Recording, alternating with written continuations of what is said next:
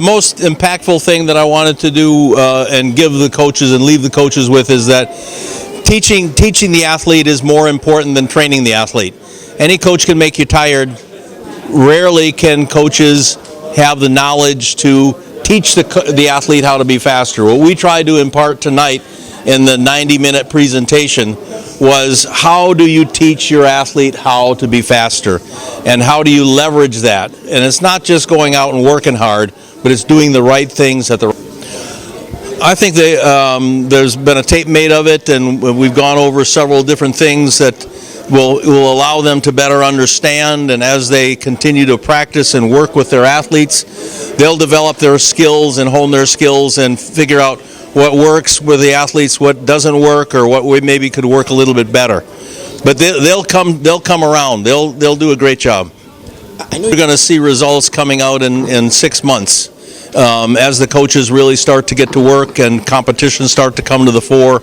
You'll be amazed at the results and how quickly they change. I think you're going to impact the whole spectrum of athletes, from the very beginners, where you can start them right doing the correct things, which is going to then lead to higher performances.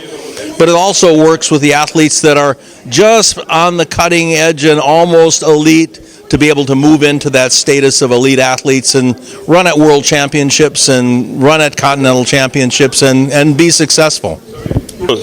I would say it's long overdue, but it's never late when it's presented. So I think it's timely. Let's just take it one at a time, then hope that in the future we have more presentation.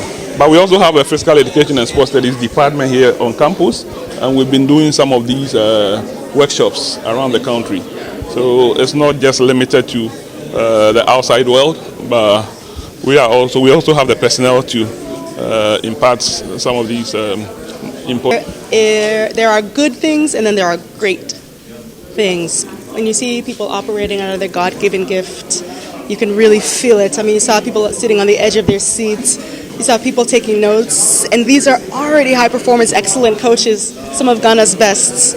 And so they have the humility to present themselves as learners, which is admirable. And exceptional would be the word that sums it up. Oh, that's a very good question.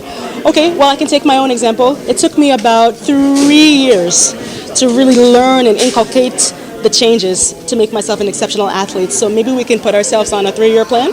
Let's see if there are results after year 1, incremental, year 2, incremental, and maybe by year 3, boom, we'll see some serious change in athletes. Well, it depends on how productive you want to be. I mean, everyone knows from business that a diverse organization is more productive. I mean, that's been proven time and time again. We know in psychology and sports psychology, inclusive sports environments are more productive. They're more successful. You create more humble athletes who are open-minded and wanting to learn. And when you're in learning brain, you can take in some of this deep science that Coach Lauren shared. So it depends of how productive and how successful we want to be. If we really want to optimize our success, then we will be inclusive. If not, we'll continue as we've been. I'll say something that will stuck in my memory for long, because we always have been talking about inclusive of everything we are doing in terms of sports. And sports equity has made it happen. And the knowledge we have acquired these few days is going to go a long way. We can't have it in the near time than Ghana going to host the first African Para Games, and seeing some of the young para athletes coming to learn something that they can help them going on. So I would say that it has been a great workshop and a great clinic, and I hope that something like this can keep on going. As I always say, you can't chase nature. There will be a point of time in your sports career you definitely need to let the baton go to the next generation. That's what Go Get Them, which generation club stand for, and that's what we are doing. Bocho Nkegwe has paid his dues to the nation, represent the country in the 3-time Paralympic, 3-time Commonwealth, All-African Game, holding a new African record holder as 2014.22.